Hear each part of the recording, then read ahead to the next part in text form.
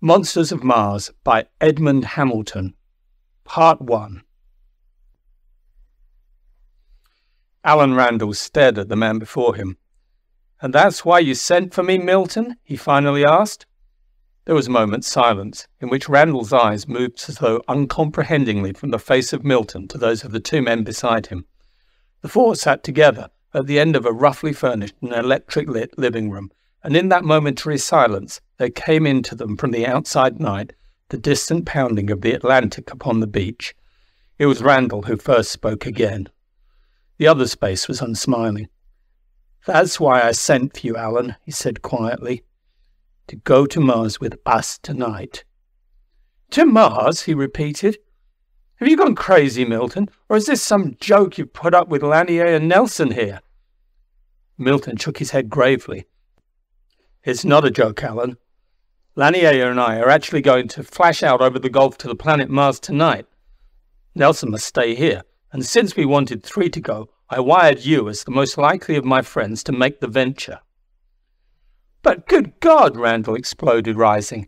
"You, Milton, as a physicist, ought to know better. Spaceships and projectiles and all that are but fictionist dreams." "We are not going in either spaceship or projectile," said Milton calmly. And then, as he saw his friend's bewilderment, he rose and led the way to a door at the room's end, the other 3 following him into the room beyond. It was a long laboratory of unusual size in which Randall found himself, one in which every variety of physical and electrical apparatus seemed represented. 3 huge dynamo motor arrangements took up the room's far end, and from them a tangle of wiring led through square black condensers and transformers to a battery of great tubes. Most remarkable, though, was the object at the room's centre. It was like a great double cube of dull metal, being in effect 2 metal cubes, each 12 feet square, supported a few feet above the floor by insulated standards. One side of each cube was open, exposing the hollow interiors of the 2 cubical chambers. Other wiring led from the big electronic tubes and from the dynamos to the sides of the 2 cubes.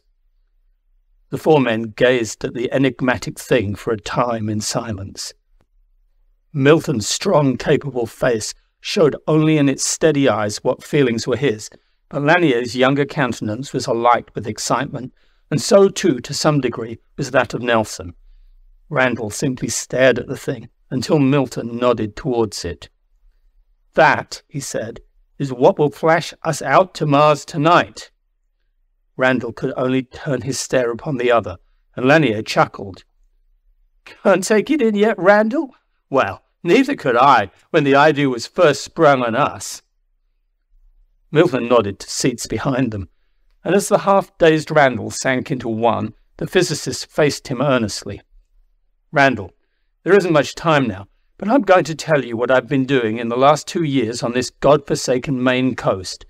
I have been for those 2 years in unbroken communication by radio with beings on the planet Mars. It was when I still held my physics professorship back at the university that I first got onto the track of the thing.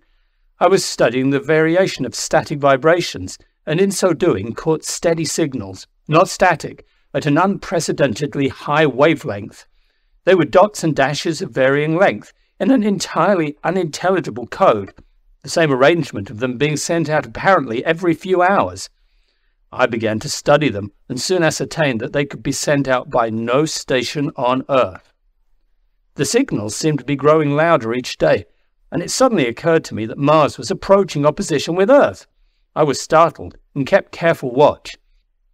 On the day that Mars was closest to the Earth, that was when the signals were loudest. Thereafter, as the red planet receded, they grew weaker. The signals were from some being or beings on Mars. At first, I was going to give the news to the world, but saw in time that I could not. There was not sufficient proof, and a premature statement would only wreck my own scientific reputation. So I decided to study the signals farther, until I had irrefutable proof, and to answer them if possible. I came up here and had this place built, and the aerial towers and the other equipment I wanted set up. Lanier and Nelson came with me from the university, and we began our work. Our chief object was to answer those signals, but it proved heartbreaking work at first. We could not produce a radio wave of great enough length to pierce out through the Earth's insulating layer and across the Gulf to Mars. We used all the power of our great windmill dynamo hookups, but for long could not make it. Every few hours, like clockwork, the Martian signals came through. Then at last we heard them repeating one of our own signals. We had been heard! For a time we hardly left our instruments. We began the slow and almost impossible work of establishing intelligent communication with the Martians. It was with numbers we began. Earth is the third planet from the Sun, and Mars the fourth. So 3 represented Earth, and 4 stood for Mars. Slowly we felt our way to an exchange of ideas, and within months were in steady and intelligent communication with them. They asked us first concerning Earth, its climates and seas and continents, and concerning ourselves, our races and mechanisms and weapons.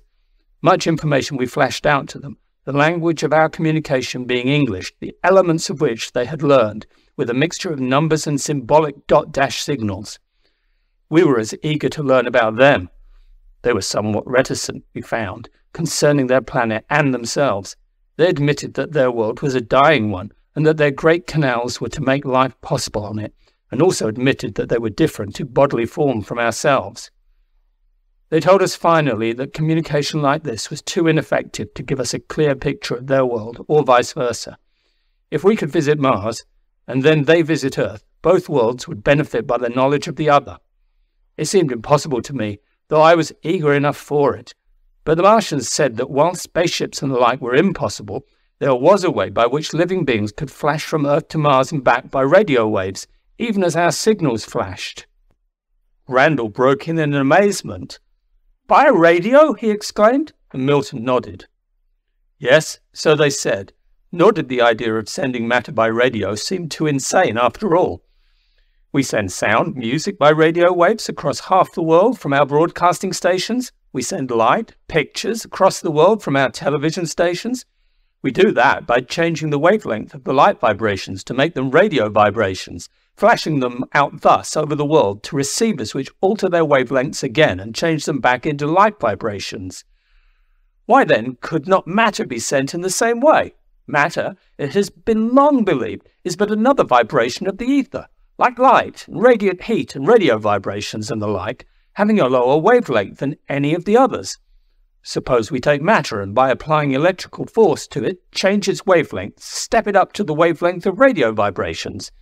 Then those vibrations can be flashed forth from the sending station to a special receiver that will step them down again from radio vibrations to matter vibrations. Thus matter, living or non-living, could be flashed tremendous distances in a second. This the Martians told us, and said they would set up a matter transmitter and receiver on Mars and would aid and instruct us so that we could set up a similar transmitter and receiver here.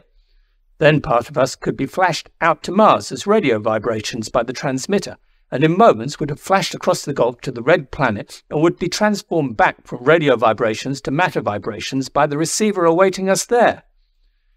Naturally, we agreed enthusiastically to build such a matter transmitter and receiver, and then, with their instructions signalled to us constantly, started the work. Weeks it took, but at last, only yesterday, we finished it. The thing's 2 cubical chambers are one for the transmitting of matter and the other for its reception. At a time agreed on yesterday, we tested the thing, placing a guinea pig in the transmitting chamber and turning on the actuating force. Instantly the animal vanished, and in moments came a signal from the Martians saying that they had received it unharmed in their receiving chamber. Then we tested it the other way, they sending the same guinea pig to us, and in moments it flashed into being in our receiving chamber. Of course, the step-down force in the receiving chamber had to be in operation, since had it not been, at that moment the radio vibrations of the animals would have simply flashed on endlessly in endless space. And the same would happen to any of us were we flashed forth and no receiving chamber turned on to receive us. We signalled the Martians that all tests were satisfactory, and told them that on the next night at exactly midnight by our time, we would flash out ourselves on our first visit to them. They have promised to have their receiving chamber operating to receive us at that moment, of course, and it is my plan to stay there 24 hours, gathering ample proofs of our visit, and then flash back to Earth. Nelson must stay here, not only to flash us forth tonight, but above all to have the receiving chamber operating to receive us at the destined moment 24 hours later. The force required to operate it is too great to use for more than a few minutes at a time, so it is necessary above all that the force be turned on and the receiving chamber ready for us at the moment we flash back. And since Nelson must stay, and Lanny and I wanted another, we wired you, Randall, in the hope that you would want to go with us on this venture. And do you?" As Milton's question hung, Randall drew a long breath. His eyes were on the two great cubical chambers, and his brain seemed whirling at what he had heard. Then he was on his feet with the others. "Go? Could you keep me from going? Why, man, it's the greatest adventure in history." Milton grasped his hand, as did Lanier, and then the physicist shot a glance at the square clock on the wall. "Well, there's little enough time for us left," he said, "for we've hardly an hour before midnight, and at midnight we must be in that transmitting chamber for Nelson to send us flashing out." Randall could never recall but dimly afterward how that tense hour passed. It was an hour in which Milton and Nelson went with anxious faces and low-voiced comments from one to another of the pieces of the apparatus in the room, inspecting each carefully, from the great dynamos to the transmitting and receiving chambers, while Lanier quickly got out and made ready the rough khaki suits and equipment they were to take. It lacked but a quarter of an hour of midnight when they had finally donned those suits, each making sure that he was in possession of the small personal kit Milton had designated. This included for each a heavy automatic, a small supply of concentrated foods, and a small case of drugs chosen to counteract the rarer atmosphere and lesser gravity which Milton had warned to expect on the Red Planet. Each also had a strong wristwatch, the three synchronized exactly with the big laboratory clock. When they had finished checking up on this equipment, the clock's longer hand pointed almost exactly to the 12 figure, and the physicist gestured expressively towards the transmitting chamber. Lanier, though, strode for a moment to one of the laboratory's doors and flung it open. As Randall gazed out with him, they could see far out over the tossing sea, dimly lit by the great canopy of the summer stars overhead. Right at the zenith among those stars shone brightest a crimson spark. "Mars," said Lanier, his voice a half-whisper. "And they're waiting out there for us now. Out there, well, we'll be in minutes." "And if they shouldn't be waiting, their receiver chamber's not ready?" But Milton's calm voice came across the room to them. "0 hour," he said, stepping up into the big transmitting chamber. Lanier and Randall slowly followed, and despite himself a slight shudder shook the latter's body as he stepped into the mechanism that in moments would send him flashing out through the great void as impalpable ether vibrations. Milton and Lanier were standing silent beside him, their eyes on Nelson, who stood watchfully now at the big switchboard beside the chambers, his own gaze on the clock. They saw him touch a stud, and another, and the hum of the great dynamos at the room's end grew loud as the swarming of angry bees. The clock's longer hand was crawling over the last space to cover the smaller hand. Nelson turned a knob, and the battery of great glass tubes broke into brilliant white light, a crackling coming across them. Randall saw the clock's pointer clicking over the last divisions, and as he saw Nelson grip a great switch, there came over him a wild impulse to bolt from the transmitting chamber. But then, as his thoughts whirled maelstrom-like, there came a clang from the clock, and Nelson flung down the switch in his grasp. Blinding light seemed to break from all the chamber onto the three. Randall felt himself hurled into nothingness by forces titanic, inconceivable, and then knew no more. Randall came back to consciousness with a humming sound in his ears and with a sharp pain piercing his lungs at every breath. He felt himself lying on a smooth, hard surface and heard the humming stop and be succeeded by a complete silence. He opened his eyes, drawing himself to his feet as Milton and Lanier were doing, and stared about him. He was standing with his two friends inside a cubical metal chamber, almost exactly the same as the one they had occupied in Milton's laboratory a few moments before. But it was not the same, as their first astounded glance out through its open side told them. For it was not the laboratory that lay around them, but a vast cone-like hall that seemed to Randall's dazed eyes of dimensions illimitable. Its dull gleaming metal walls slanted up for 1,000 feet over their heads, and through a round aperture at the tip far above and through great doors in the walls came a thin sunlight. At the centre of the great hall's circular floor stood the 2 cubical chambers, in one of which the 3 were, while around the chambers were grouped masses of unfamiliar-looking apparatus. To Randall's untrained eyes, it seemed electrical apparatus of very strange design, but neither he nor Milton nor Lanier paid it but small attention in that first breathless moment. They were gazing in fascinated horror at the scores of creatures who stood silent amid the apparatus and its switches, gazing back at them. Those creatures were erect and roughly manlike in shape, but they were not human men. They were, the thought blasted to Randall's brain in that horror-filled moment, crocodile men. Crocodile men! It was only so that he could think of them in that moment, for they were terribly like great crocodile shapes that had learned in some way to carry themselves erect upon their hinder limbs. The bodies were not covered with skin, but with green, bony plates. The limbs, thick and taloned at the paw ends, seemed greater in size and stronger. Upper 2 great arms and the lower 2, the legs upon which each walked, while there was but the suggestion of a tail. But the flat head, set on the neckless body, was most crocodilian of all, with great fanged, hinged jaws projecting forward, and with dark, unwinking eyes set back in bony sockets. Each of the creatures wore on his torso a gleaming garment, like a coat of metal scales, with metal belts in which some had shining tubes. They were standing in groups here and there about the mechanisms, the nearest group at a strange big switch panel, not a half-dozen feet from the 3 men. Milton and Lanier and Randall returned in a tense silence, the unwinking stare of the monstrous beings around them. "The Martians!" Lanier's horror-filled exclamation was echoed in the next instant by Randall's. "The Martians! God, Milton, they're not like anything we know. They're reptilian!" Milton's hand clutched his shoulder. "Steady, Randall," he muttered. "They're terrible enough, God knows, but remember we must seem just as grotesque to them." The sound of their voices seemed to break the great hall's spell of silence, and they saw the crocodilian Martians before them, turning and speaking swiftly to each other in low, hissing speech sounds that were quite unintelligible to the 3. Then, from the small group nearest them, one came forward, until he stood just outside the chamber in which they were. Randall felt dimly the momentousness of the moment, in which beings of Earth and Mars were confronting each other for the first time in the solar system's history.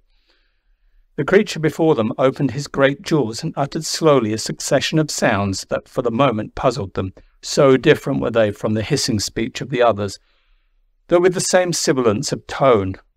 Again the thing repeated the sounds, and this time Milton uttered an exclamation. "He's speaking to us," he cried, "trying to speak the English that I taught him in our communication. I caught a word. Listen!" As the creature repeated the sounds, Randall and Lanier started to hear also, vaguely expressed in that hissing voice, familiar words. "You, Milton, that's from Earth?" Milton spoke very clearly and slowly to the creature. "We are those from Earth," he said, "and you are the Martians with whom we have communicated?" "We are those Martians," said the other's hissing voice slowly. "These," he waved a talon paw towards those behind him, "have charge of the matter transmitter and receiver. I am of our ruler's council." "Ruler," Milton repeated. "A ruler of all Mars?" "Of all Mars," the other said. "Our name for him would mean in your words, a Martian master. I am to take you to him." Monsters of Mars, Part 2, by Edmond Hamilton. Milton turned to the other 2, with face alight with excitement. "These Martians have some supreme ruler they call the Martian Master," he said quickly, "and we're going to go before him. As the first visitors from Earth, we're of immense importance here." As he spoke, the Martian official before them had uttered a hissing call, and in answer to it, a long shape of shining metal raced into the vast hall and halted beside them.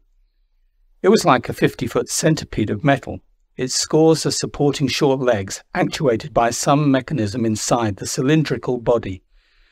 There was a transparent walled control room at the front end of the body, and in it a Martian at the controls who snapped open a door from which a metal ladder automatically descended.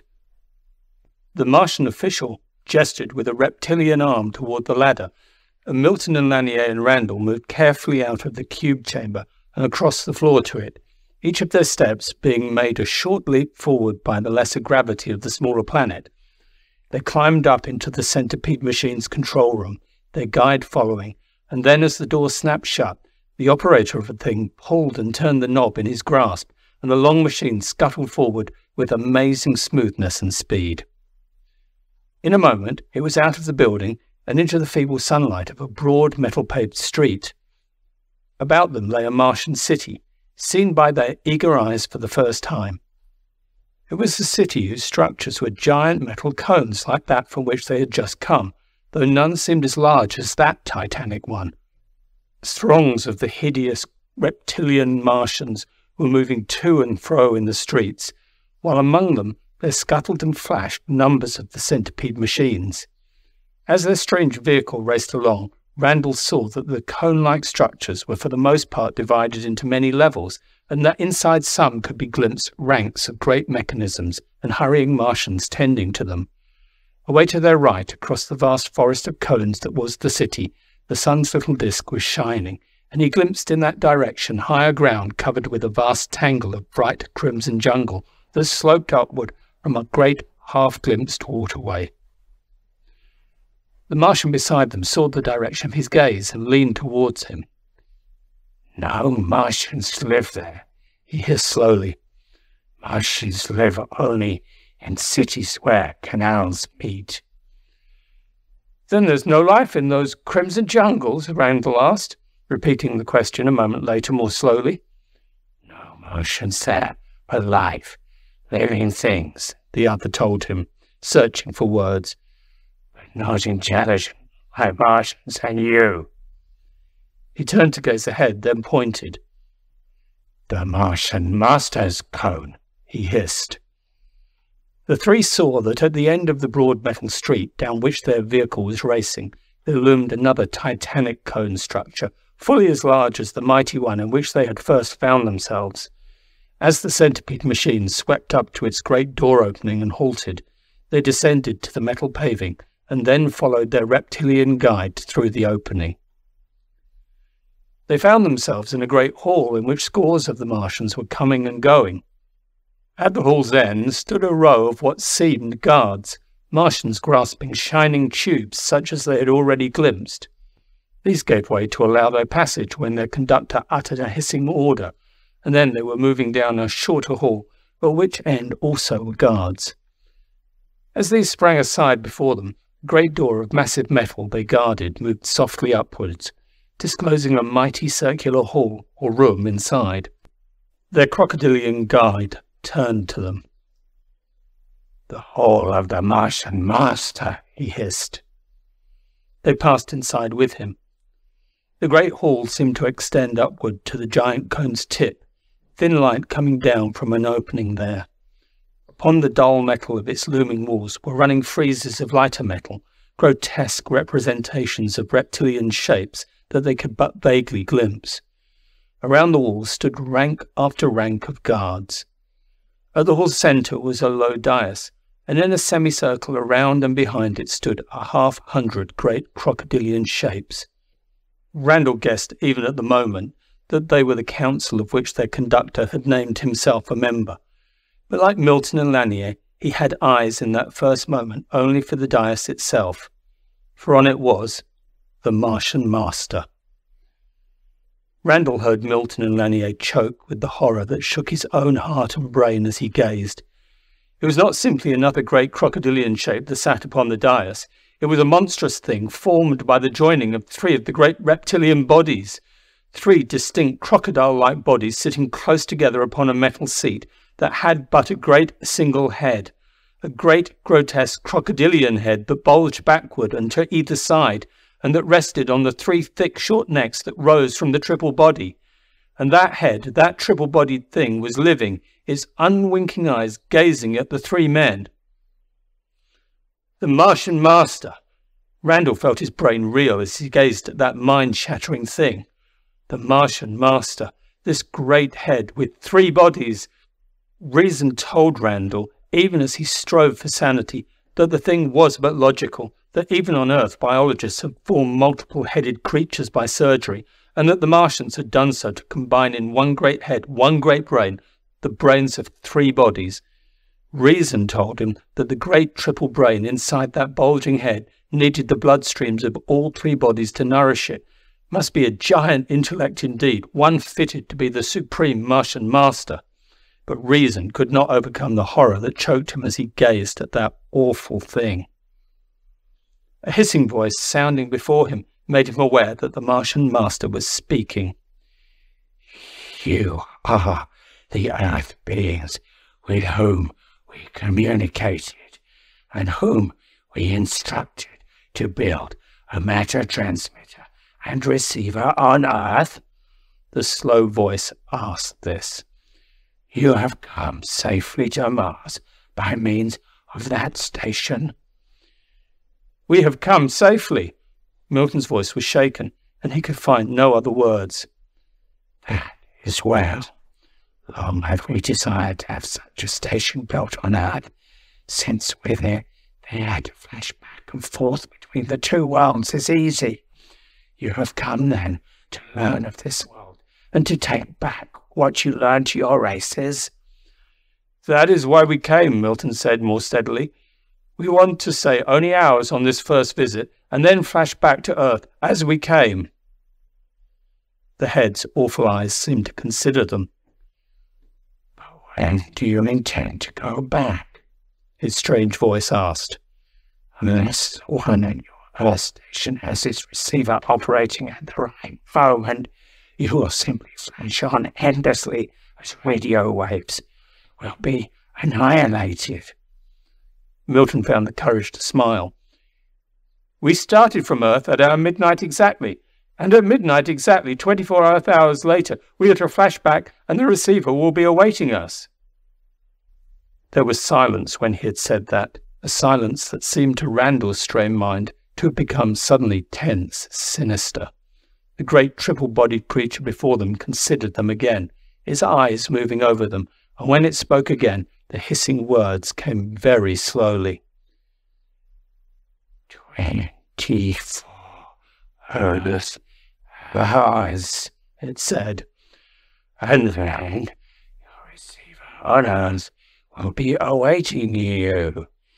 And at time we can measure to the moment and what is real, for it is not you three Earth beings who will flash back to Earth when that moment comes. It will be Martians, the first of our Martian masses, who have waited for ages for that moment, and who will begin then our conquest of the Earth. Yes, Earth beings, our great plan comes to its end now at last. At last, age on age, prisoned on this dying, arid world, we have desired the Earth that by right of power shall be ours, have sought for ages to communicate with its beings.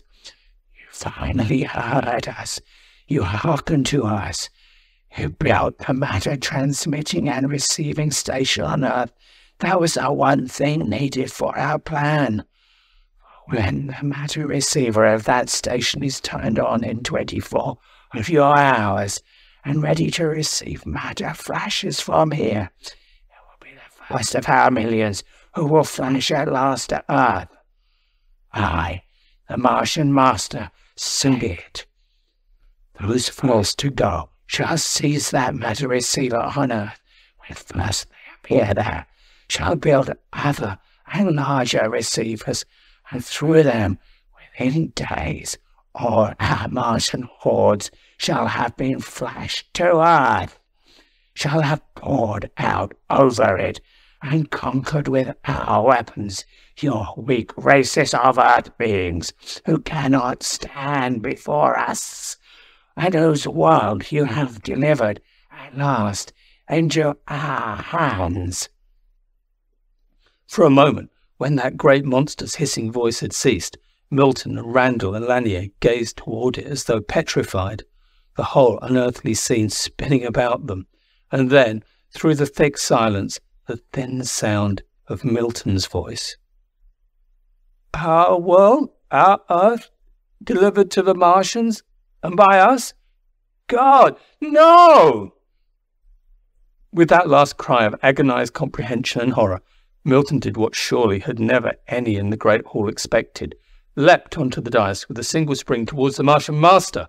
Randall heard 100 wild hissing cries break from about him, saw the crocodilian forms of guards and council rushing forward, even as he and Lanier sprang after Milton, and then glimpsed shining tubes levelled from which brilliant shafts of dazzling crimson light or force were stabbing towards them. To Randall, the moment that followed was but a split-second flash and whirl of action. As his earthly muscles took him forward with Lanier after Milton in a great leap to the dais, he was aware of the brilliant red rays stabbing behind him closely, and knew that only the tremendous size of his leap had taken him past them. In the succeeding instant, he was made aware of what he had escaped, for the hastily loosed rays struck squarely a group of 3 or 4 Martian guards rushing to the dais from the opposite side, and they vanished from view with a sharp detonation as though clicked out of existence. Randall was not to know then that the red rays were ones that annihilated matter by neutralizing or damping the matter vibrations in the ether. But he did know that no more rays were loosed, for by then he and Milton and Lanier were on the dais and were wrapped in a hurricane combat with the guards that had rushed between them and the Martian master. Gleaming fangs, great scaled forms, reaching talons, it was all a wild phantasmagoria of grotesque forms spinning around him as he struck with all the power of his earthly muscles and felt crocodilian forms staggering and going down beneath his frenzied blows.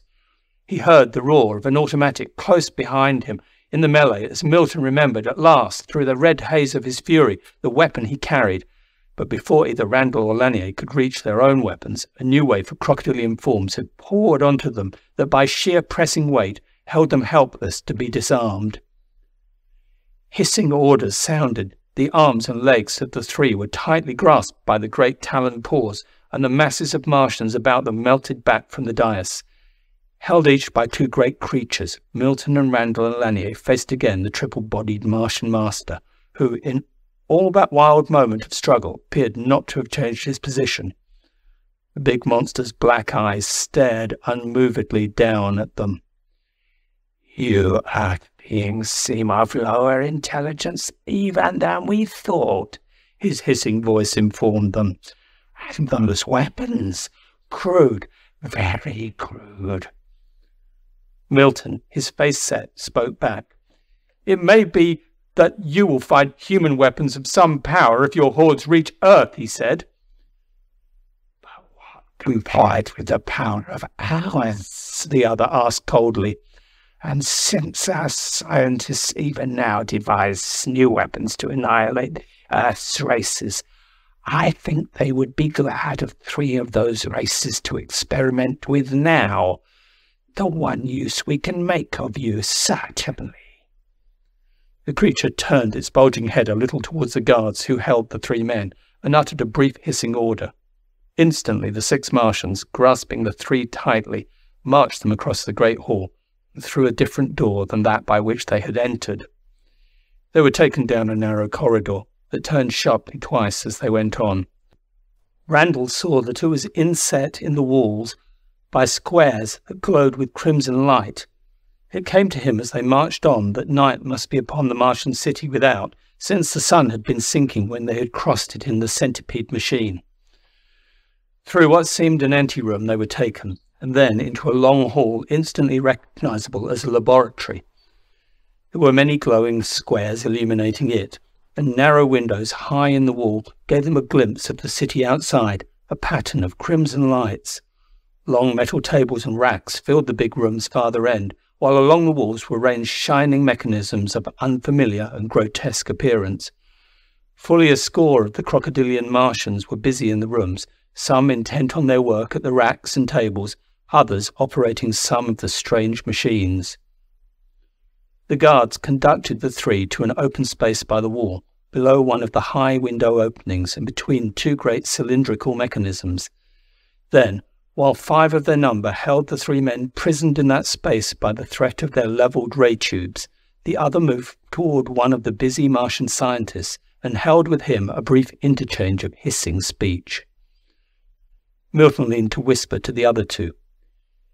"We've got to get out of this while we're still living," he whispered. "You heard the Martian master. In constructing that matter receiver on Earth, we've opened a door through which all the Martian millions will pour onto our world." "It's useless, Milton," said Randall dully. "Even if we got clear of this, the Martians will be at their matter transmitter in hordes when the moment comes to flash back to Earth." "I know that, but we've got to try," the other insisted. "If we or some of us could get clear of this, we might in some way hide near the matter transmitter until the moment came, and then fight to it." "But how to get out of the hands of these even?" asked Lanier, nodding towards the alert guards before them. "There's but one way," Milton whispered swiftly. "Our earthly muscles would enable us, I think, to get through this window opening above us in a leap, if we had a moment's chance. Well, whichever of us they take to experiment with or examine first must make a struggle or disturbance that will turn the guards' attention for a moment and give the other 2 a chance to make the attempt." "One to stay and the other 2 to get away," Randall said slowly. Milton's tense whisper interrupted. "It's the only way, and even then 1,000 to 1 chance. But it's we who have opened the gate for this Martian invasion of our world, and it's we who must—" Before he could finish, the approach of hissing voices told them that the leader of the 6 guards and the Martian who seemed the chief of the experimenters in the hall were nearing them. The 3 men stood silent and tense as the 2 crocodilian monsters stopped before them. The scientist, who carried in his metal belt, instead of a ray tube, a compact case of instruments, surveyed them as though in curiosity. He came closer, his quick reptilian eyes taking in with evident interest every feature of their bodily appearance. Intuitively, the 3 knew that one of them was to be chosen for a first investigation by the Martian scientists, and that one would have not even the slender hope of escape open to the other 2. A strange lottery of life and death. Randall saw the creature's gaze turn from one to another of them, and then heard the hiss of his voice as he pointed a taloned paw towards Milton. Instantly, 2 of the guards had seized Milton and had jerked him out from the wall, the other guards holding back Randall and Lanier with threatening tubes. It was upon Milton that the fatal choice had fallen. Randall and Lanier made together a half-forward movement, but Milton, a tense message in his eyes, forced them back. The guards who held the physicist led him, at the direction of the Martian scientist, towards a great upright frame at the room's far end, upon which were clustered a score of dial indicators. From these flexible cords led. And now the scientist began attaching these by clips to various spots on Milton's body. Some mechanical examination of his bodily characteristics were apparently to be made. Milton shot suddenly a glance at the 2 by the wall, and his head nodded in an almost imperceptible signal. The muscles of Lanier and Randall tensed. Then abruptly Milton seemed to go mad. He shouted aloud in a terrible voice, and at the same moment tore from him the cords just attached, his fist striking out then at the amazed Martians around him. As they slept back from that sudden explosion of activity and sound on Milton's part, the guards before Randall and Lanier whirled instinctively for an instant towards it, and in that instant the 2 had leapt. End of Part 2.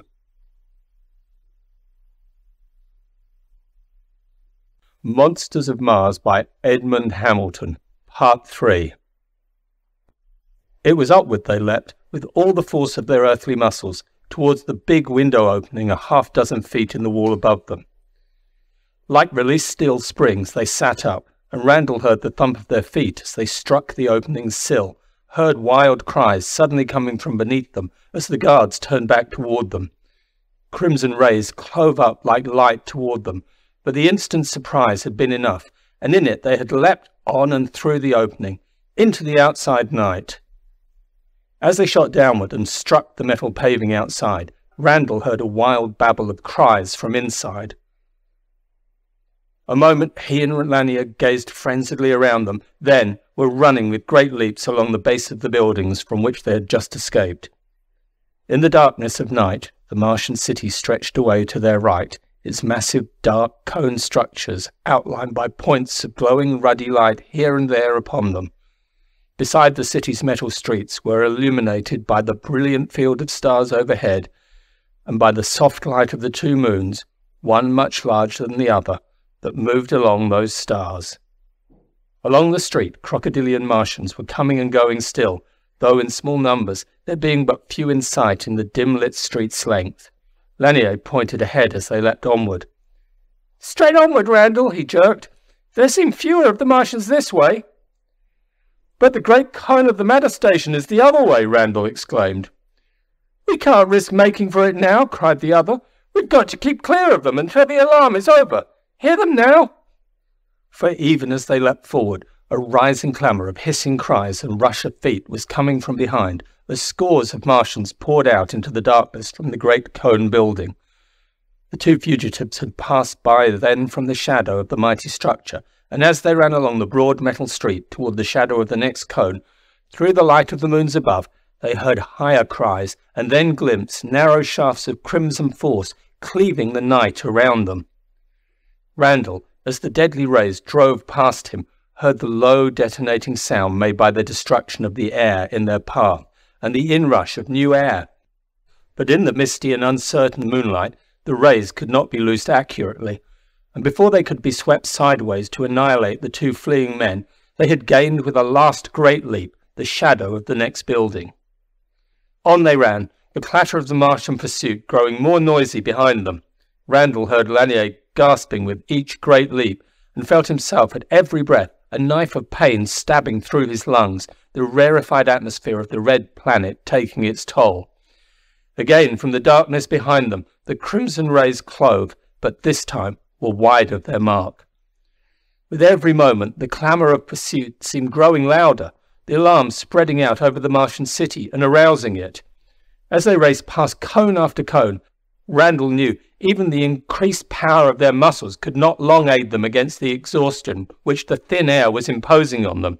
His thoughts spun for a moment to Milton in the laboratory behind, and then back to their own desperate plight. Abruptly, shapes loomed in the misty light before them. A group of three great Martians, reptilian shapes that had been coming toward them and had stopped for an instant in amazement at sight of the running pair. There was no time to halt themselves to evade the three, and with a mutual instinct, Lanier and Randall seized together the last expedient open to them. They ran straight forward towards the astounded three, and when a half-score feet from them, leapt with all their force upward and toward them, their tense bodies flying through the air, with feet outstretched before them.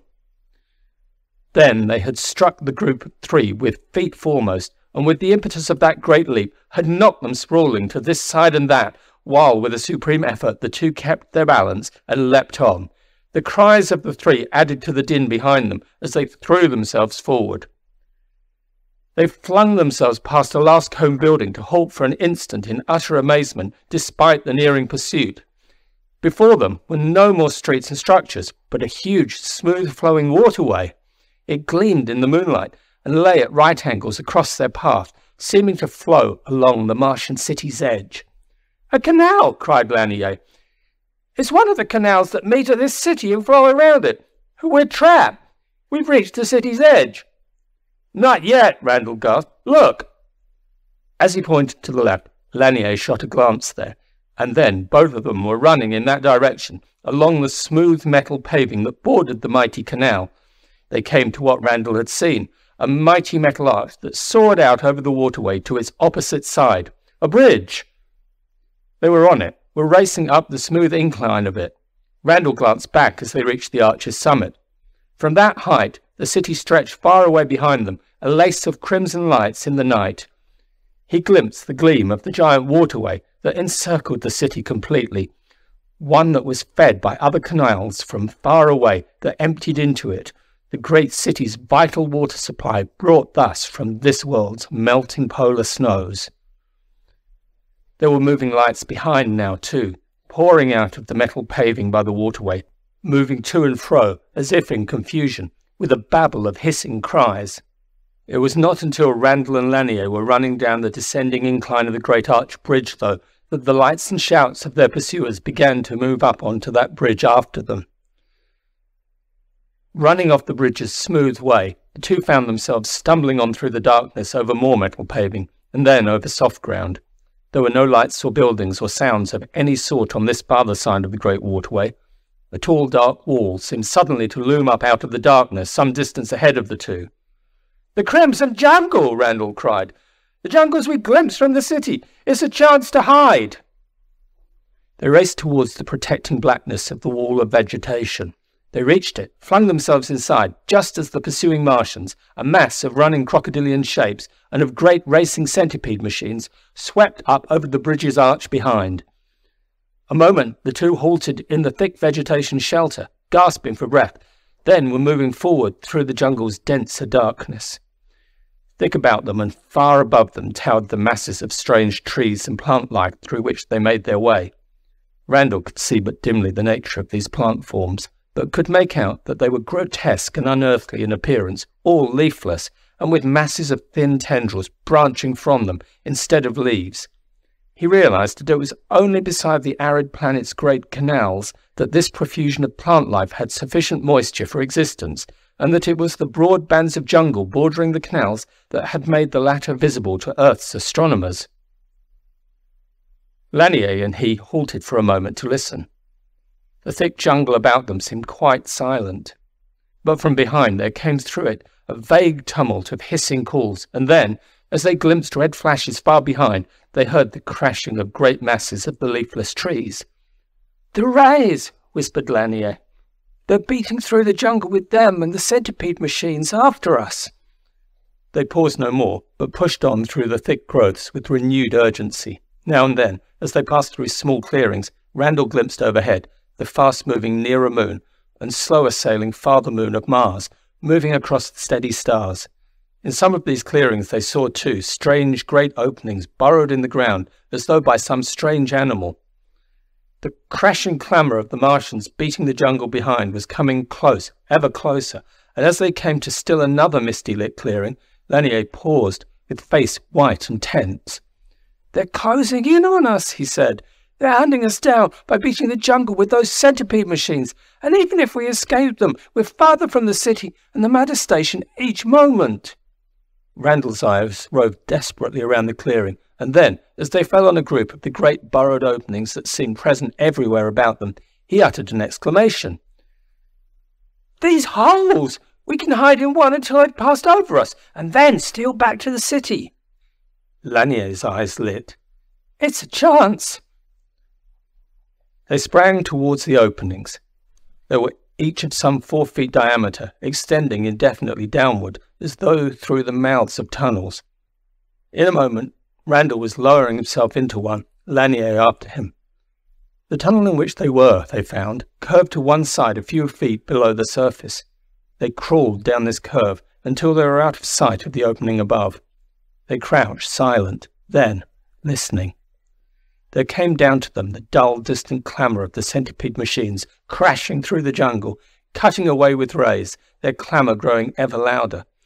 Then Randall, who was the lowest in the tunnel, turned suddenly as there came to him a strange rustling sound from beneath him. It was as though some crawling or creeping thing was moving in the tunnel below them. He grasped the arm of Lanier beside, and a little above him, to warn him, but the words he was about to whisper never were uttered, for at this moment a big, shapeless, living thing seemed to flash up towards them through the darkness from beneath. Cold, rope-like tentacles gripped both tightly, and then, in an instant, they were being dragged irresistibly down into the lightless tunnel's depths. As they were pulled swiftly down into the tunnel by the tentacles that grasped them, An involuntary cry of horror came from Randall and Lanier alike. They twisted frantically in the cold grip that held them, but found it of the quality of steel. And as Randall twisted in it to strike frantically down through the darkness at whatever thing of horror held them, his clenched fist met the cold, smooth skin of some big, soft-bodied creature. Down, down, remorselessly they were being drawn farther into the black depths of the tunnel by the great thing crawling down below them. Again and again the two twisted and struck, but could not shake its hold. In sheer exhaustion they ceased to struggle, dragged helplessly farther down. Was it minutes or hours, Randall wondered afterwards, of that horrible progress downward that passed before they glimpsed light beneath? A feeble glow, hardly discernible it was, and as they went lower still, he saw that it was caused by the tunnel passing through a strata of radioactive rock that gave off the faint light.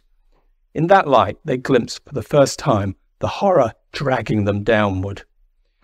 It was a huge worm creature, a thing like a giant angleworm, 3 feet or more in thickness and thrice that in length, its great body soft and cold and worm-like.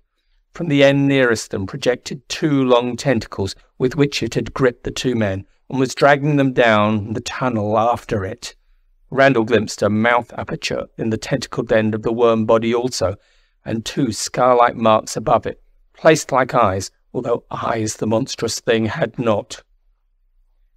But a moment they glimpsed it, and then were in darkness again as the tunnel passed through the radioactive strata and lower. The horror of that moment's glimpse, though, made them strike out in blind repulsion, but relentlessly the creature dragged them after it. "God!" It was Lanier's panting cry as they were dragged on. "This worm monster! We're hundreds of feet below the surface!" Randall sought to reply, but his voice choked. The air about them was close and damp, with an overpowering earthy smell. He felt consciousness leaving him. A gleam of soft light. They were passing more radioactive patches. He felt the wild, convulsive struggles of Lanier against the thing, and then suddenly the tunnel ended, debouched into a far-stretching, low-ceilinged cavity.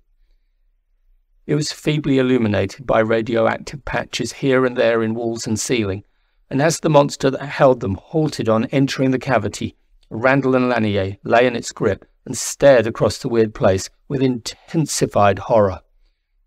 For it was swarming with countless worm monsters. All were like the one who held them, thick, long worm bodies with projecting tentacles and with black, eyeless faces.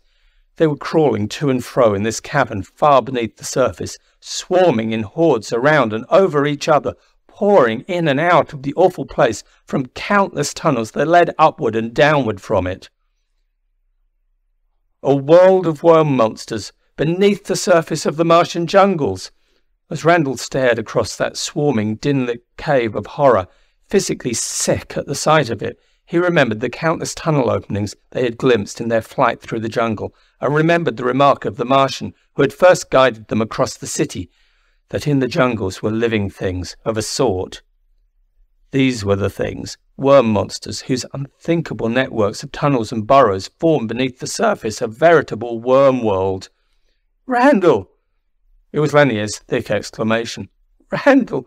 Those scar marks on their faces, you see? See? Those marks! These creatures had eyes once, but must have been forced down here by the Martians. These may once have been, ages ago, human." At that thought, Randall felt horror overcoming his senses. He was aware that the great worm monster holding them was dragging them forward through the cavern, that others of the swarms there were crowding around them, feeling them blindly with their tentacles, helping to drag them forward. Half carried and half dragged they went, scores of tentacles now holding them, great worm shapes crawling forward on all sides of them and accompanying them along the cavern's length. He glimpsed worm monsters here and there emerging from the upward tunnels with masses of strange plant stuff in their grasp that others blindly devoured. His senses reeled from the suffocating air, the great cavity being but a 50 feet in height, burrowed from the damp earth by these numberless things. The faint, strange light of the radioactive patches showed him that they were approaching the cavern's end. Tunnels opened from its end as from all its walls and floor, and into one Randall was dragged by the creatures, one before and one behind, grasping him, and Lanier being brought behind him in the same way. In the close tunnel the heavy air was deadly, and he was but partly conscious when again, after moments of crawling along it, he felt himself dragged out into another cavern. This Earth-world cavity, though, seemed to extend farther than the first, though of the same height as the first and with a few radioactive illuminating patches.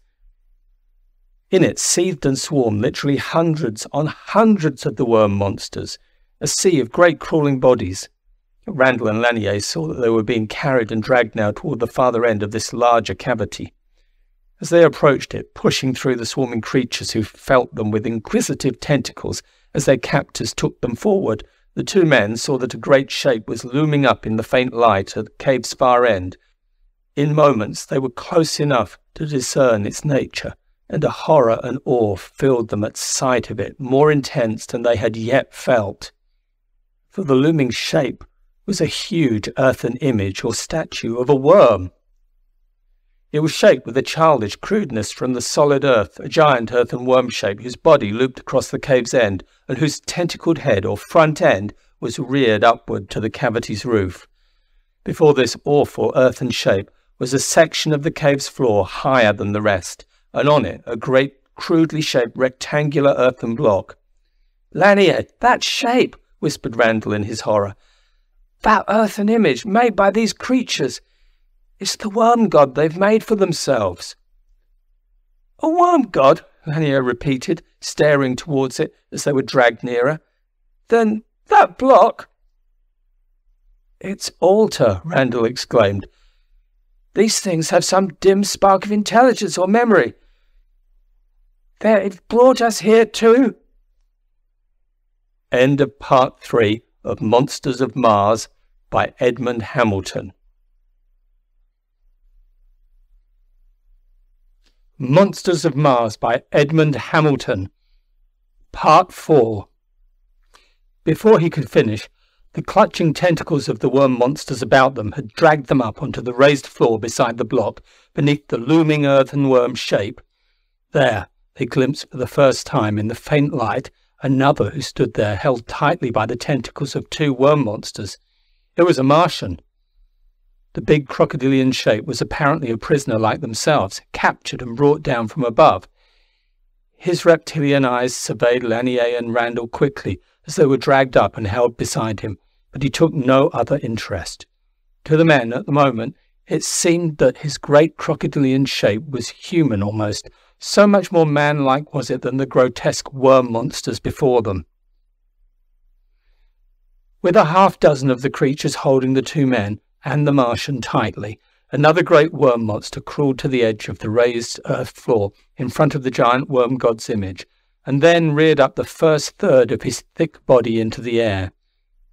By then the great faint-lit cavity stretching before them was filled with countless numbers of the monsters, pouring into it from all the tunnels that opened into it from above and below, packing it thick with their grotesque bodies as far as the eye could reach in the dim light. They were seething and crawling in that great mass, but as the worm monster on the elevation upreared, all in the cavity seemed suddenly to quiet. Then the upreared eyeless thing began to move his long tentacles. Very slowly at first, he waved them back and forth, and slowly the masses of monsters in the cavity, all turned by some sense toward him, did likewise, the cavity becoming a forest of upraised tentacles, waving rhythmically back and forth in unison with those of the leader. Back and forth, back and forth. Randall felt caught in some torturing nightmare as he watched the countless tentacle feelers waving thus from one side to the other. It was a ceremony, he knew, some strange rite, springing perhaps from dim memory alone, that these worm monsters carried out thus before the looming shape of their worm god. Only the six that held the three captives never relaxed their grip. Still on and on went the strange and senseless rite. By then, the close damp air of the cavity far beneath Mars' surface was sinking Randall and Lanier deeper into half-consciousness. The Martian beside them never moved or spoke.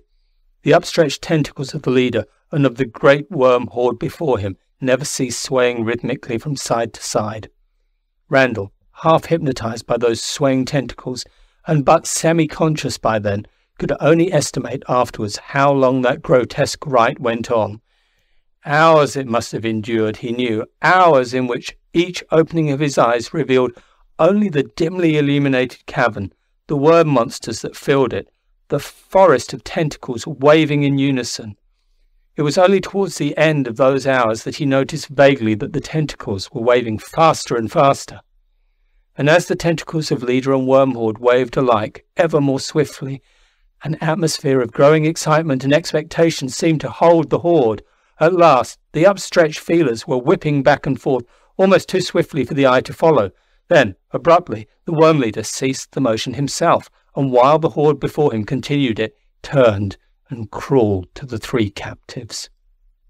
In an instant, as though in answer to a second command, the two worm monsters who held the Martian dragged him forward towards the great earthen block before the worm god's image. Two others of the creatures came from the side, and the four swiftly stretched the Martian flat on the block's top, each of the four grasping with their tentacles one of his four taloned limbs. They seemed to hesitate then, the worm leader beside them, the tentacles of the horde waving swiftly still. Abruptly the tentacles of the leader flashed up, as though in a signal. There was a dull, ripping sound, and in that moment Randall and Lanier saw the Martian on the block, literally torn limb from limb by the four great worm monsters who held his four limbs. The tentacles of the horde waved suddenly with increased excited swiftness at that. Randall shrank in horror. "They brought us here for that," he cried. "To sacrifice on that altar, that way, to their worm god." But Lanier too had cried out, appalled, as he saw that awful sacrifice, and both strained madly against the grip of the worm creatures. Their struggles were in vain, and then, in answer to another unspoken command, the two monsters that held Randall were dragging him also to the earthen altar. He felt himself gripped by four great creatures around the block, felt as he struggled with his last strength that he was being stretched out on the block, each of the four at one of its corners grasping one of his limbs. He heard Lanier's mad cries as though from a great distance, glimpsed as he was held thus on his back the great shape of the earthen worm god reared over him, and then glimpsed the leader of the monsters rearing beside him. The dull sound of the swift-waving tentacles of the horde came to him. There was a tense moment of agony of waiting, and then the tentacles of the leader flashed up in the signal. But at the same moment, Randall felt his limbs released by the four monsters that had held them. There seemed sudden wild confusion in the great cave. The strange rite broke off. The horde of worm monsters called frantically this way and that. Randall slipped off the block, staggered to his feet. The worm monsters in the cave were swarming towards the downward tunnel openings. The two captives forgotten, the creatures were pouring in crawling, fighting swarms towards those openings, and then, as Randall and Lanier stared stupefied, there came a red flash from one of the upward tunnels, and a brilliant crimson ray stabbed down and mowed a path of annihilation in the cave's earthen side. The two heard great thumping sounds from above, saw the tunnels leading from above becoming suddenly many times greater in size, as red rays flashed down along them to gouge the tunnel's walls. Then, down from those enlarged tunnels, there were bursting long shining shapes, great centipede machines crawling down the tunnels which their rays made larger before them. And as the centipede machines burst down into the cavern, their crimson rays stabbed right and left to cut paths of annihilation amongst the worms. "The Martians!" Lanier cried. "They didn't find us above. They knew we must have been taken by these things, and they'd come down after us." "Back, Lanier!" Randall shouted. "Quick, before they see us! Behind this—" As he spoke, he was jerking Lanier with him behind the looming earthen statue of the great worm god. Crouched there between the statue and the cave's wall, they were hidden precariously from the view of those in the cavern. And now that cavern had become a scene of horror unthinkable as the centipede machines pouring down into it blasted the frantically crawling worm monsters with their rays. The worm monsters attempted no resistance, but sought only to escape into their downward tunnels, and in moments those not caught by the rays had vanished in the openings. But the centipede machines, after racing swiftly around the cavity, were following them, were going down into those downward tunnels also, their rays blasting down ahead of each to make the tunnel large enough for them to follow. In a moment, all but one had vanished down into the openings, the remaining one having its front or head jammed in one of the openings from the failure of its operator to blast a large enough opening before him. As Lanier and Randall watched tensely, they saw the machine's control room door open and a Martian descend. He inspected the tunnel opening in which his vehicle was jammed, then, with a hand ray tube, began to disintegrate the earth round that opening to free his machine. Randall clutched his companion's arm. "That machine," he whispered. "If we could capture it, it will give us a chance to get back to the city, to Milton and the matter transmitter." Lanier started, then nodded swiftly. "We'll chance it," he whispered. "For our 24 hours here must almost be up." They hesitated a moment, then crept forward from behind the great earthen statue. The Martian had his back to them, his attention on the freeing of his mechanism. Across the dim-lit cavern they crept softly, and were within a dozen feet of the Martian, when some sound made him wheel quickly to confront them with the deadly tube. But even as he whirled, the two had leapt. The force of their leap sent them flying through that dozen feet of space to strike the Martian at the moment his tube levelled. One hissing call he uttered as they struck him, and then, with all his strength, Lanier had grasped the crocodilian body and bent it backwards. Something in it snapped, and the Martian collapsed limply. The two looked wildly around. Nothing showed that the Martian's call had been heard, and after a moment's glance that showed the head of the centipede machine already freed, they were clambering up into its control room, closing the door. Randall seized the knob with which he had seen the machines operated. As he pulled it towards him, the machine moved across the tunnel opening and raced smoothly over the cavern's floor. As he turned the knob, the machine turned swiftly in the same direction. He headed the long mechanism towards one of the upward curving tunnels which the Martians had blasted larger in descending. They were almost to it when there flashed up into the cavity from one of the downward tunnel openings a centipede machine, and then another and another. The Martians, in their transparent windowed control rooms, took in at a glance the dead crocodilian on the floor, and then the three great machines were darting towards that of Randall and Lanier. "The Martian we killed," Randall cried. "They heard his call and are coming after us." "Turn to the wall," Lanier shouted to him. "I have the rays." At that moment there was a clicking beside Randall, and he glimpsed Lanier pulling forth two small grips he had found, then saw that two crimson rays were stabbing from tubes in their machine's front towards the others, even as their own rays darted back. The beams that had been loosed towards them grazed past them as Randall whirled their machine to the wall, and he saw one of the three attacking mechanisms vanish as Lanier's beam struck it. Around, back, with instinctive, lightning-like motions, he whirled their centipede machine in the great dim-lit cave as the two remaining ones leapt again to the attack. Their rays shot right and left to catch the two men's vehicle in their trap of death, and as Randall swung their own mechanism straight ahead, he glimpsed at the cavern's far end the great earthen worm gods still upreared. On either side of them the red beams burned as they leapt forward, but as though running a gauntlet of death, Randall kept the machine racing forward in the succeeding second until the two others loomed on either side of it. Then Lanier's beams were driving in turn to right and left of them, and the two vanished as though by magic as they were struck. "Up to the surface!" Lanier cried, his eyes on the glowing dial of his wristwatch. "We've been held hours here. We've but half an hour or more before Earth midnight." Randall sent their machine racing again towards one of the upward tunnels, and as the long mechanism began to climb smoothly up to the darkness, he heard Lanier agonizing beside him. "God, if we have only enough time to get to that matter transmitter before the Martians can start flashing to Earth through it." "But Milton," Randall cried. "We don't know whether he's alive or dead. We can't leave him." "We must," said Lanier solemnly. "Our duty's to the Earth now, man, to the world that we alone can save from the Martian invasion and conquest. At the hour of 12, Nelson will have the matter receiver turned on, and at that hour the Martians will start flashing to Earth, unless we prevent them." Suddenly Randall grasped the knob in his hands more tightly as light showed above them. They had been climbing upward through the enlarged tunnel at their machine's highest speed, and now as the tunnel curved the light grew stronger. Suddenly they were emerging into the thin sunlight of the Martian day. In the crimson jungle about them were many Martians, milling excitedly to and fro, and other centipede machines that were blasting their way down through the tunnels to the worm world beneath. Randall and Lanier, breathless, crouched low in the transparent windowed control room as they sent their mechanism racing through this scene of swarming activity.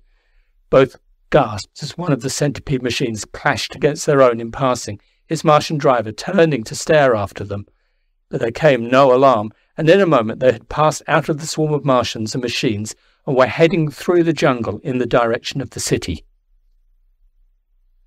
Through the weird red vegetation their mechanism raced with them, Randall holding it at its highest speed, and in minutes they came out of the jungle and were racing over the clear space between it and the great canal. Beyond that canal loomed into the thin sunlight the clustering cones of the mighty Martian city, two towering above all the others, the cone of the Martian master and the other cone in which the matter transmitter and receiver were housed. It was towards the latter that Lanier pointed.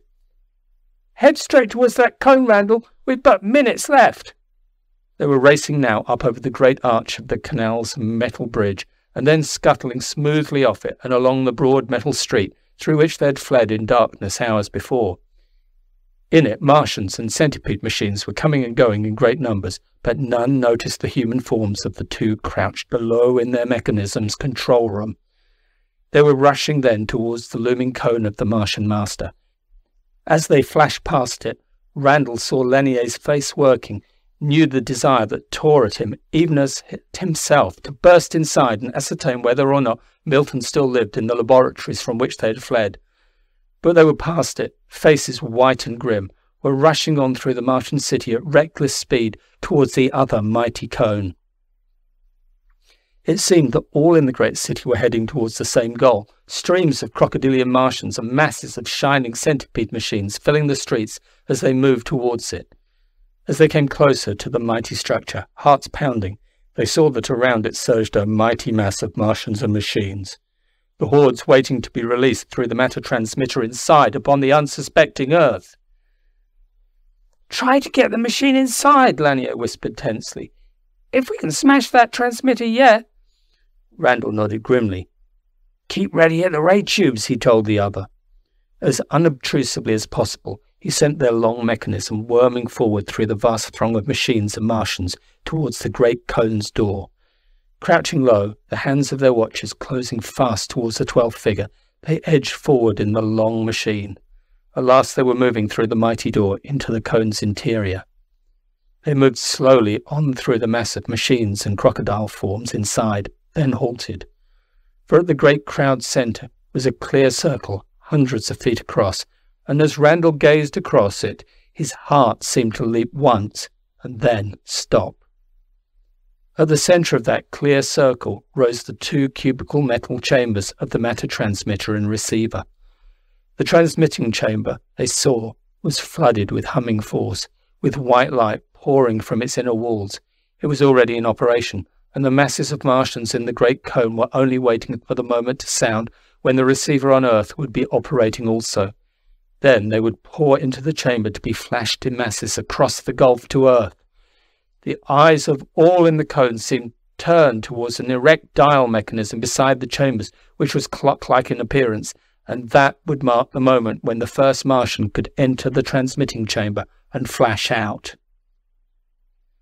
A little distance from the two metal chambers stood a low dais on which there sat the hideous triple-bodied form of the Martian master.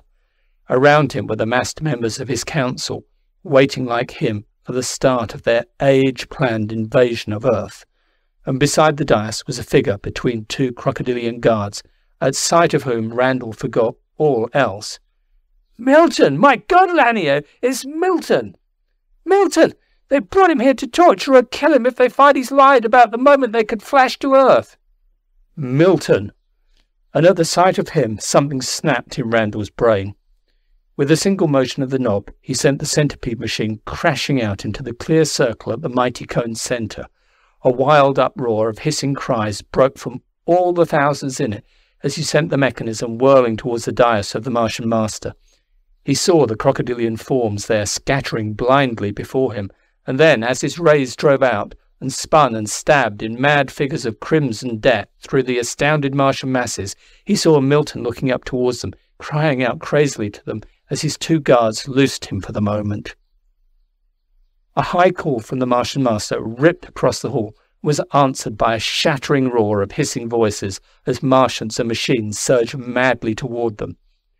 Randall and Lanier, in a single leap, were out of their centipede machine, and in an instant had half-dragged Milton with them in a great leap up to the edge of the humming transmitting chamber. Milton was shouting hoarsely to them over the wild uproar. To enter that transmitting chamber before the destined moment was annihilation, to be flashed out with no receiver on Earth awaiting them. They turned, struck with all their strength at the first Martians rushing up to them. No rays flash, for a ray loosed would destroy the chamber behind them. That was the one gate for the Martians to the world they would invade. But as the Martian master's high call hissed again, all the countless crocodilian forms in their great cone were rushing towards them. Braced at the very edge of the humming, light-filled chamber, Randall and Lanier and Milton struck madly at the Martians surging up towards them. Randall seemed in a dream. A score of taloned paws clutched him from beneath. Scaled forms collapsed under his insane blows. The whole vast cone and surging reptilian hordes seemed spinning at increasing speed around him. As his clenched fists flashed with waning strength, he glimpsed crocodilian forms swarming up on either side of them, glimpsed Lanier down, talons reaching towards him, Milton fighting over him like a madman. Another moment would see it ended, reptilian arms reaching in scores to drag him down, Milton jerking Lanier half to his feet. The Martian master's call sounded, and then came a great clanging sound at which the Martian hordes seemed to freeze for an instant motionless, and at which Milton's voice reached him in a supreme cry. "Randall, the transmitter!" For in that instant Milton was leaping back with Lanier, and as Randall, with his last strength, threw himself backwards with them into the humming transmitting chamber's brilliant light, he heard a last frenzied roar of hissing cries from the Martian hordes about them. Then, as the brilliant light and force from the chamber's walls smote them, Randall felt himself hurled into blackness inconceivable that smashed like a descending curtain across his brain. The curtain of blackness lifted for a moment.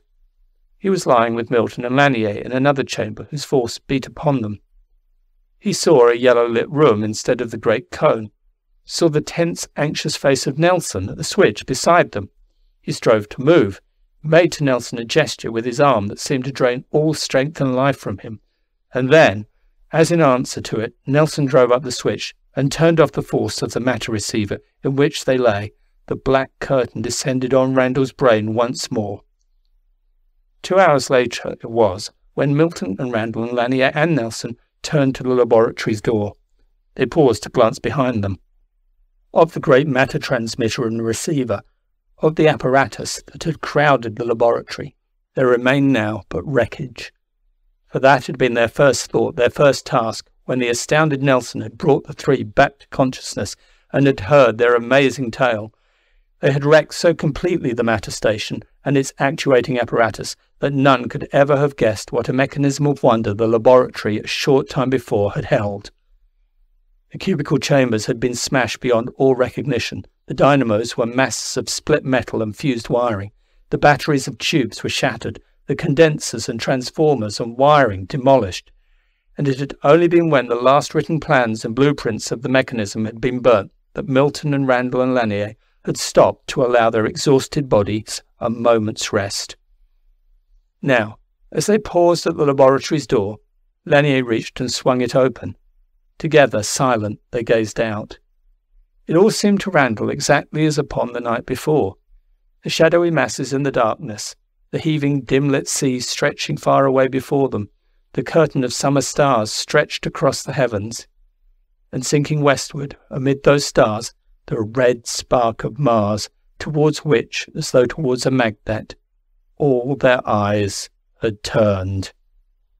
Milton was speaking.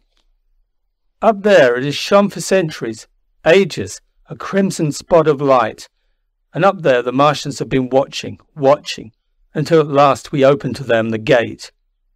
Randall's hand was on his shoulder. But we closed that gate too in the end. Milton nodded slowly. We, or the fate that rules our worlds. But the gate is closed, and God grant shall never again be opened by any on this world. God grant it, the other echoed. And they were all gazing still towards the thing, gazing up towards the crimson spot of light that burned there among the stars, towards the planet that shone red, menacing, terrible, but whose menace and whose terror had been thrust back even as they had crouched to spring at last upon the earth. End of Monsters of Mars by Edmond Hamilton. Read by Mark Thornton, Miranda, New Zealand.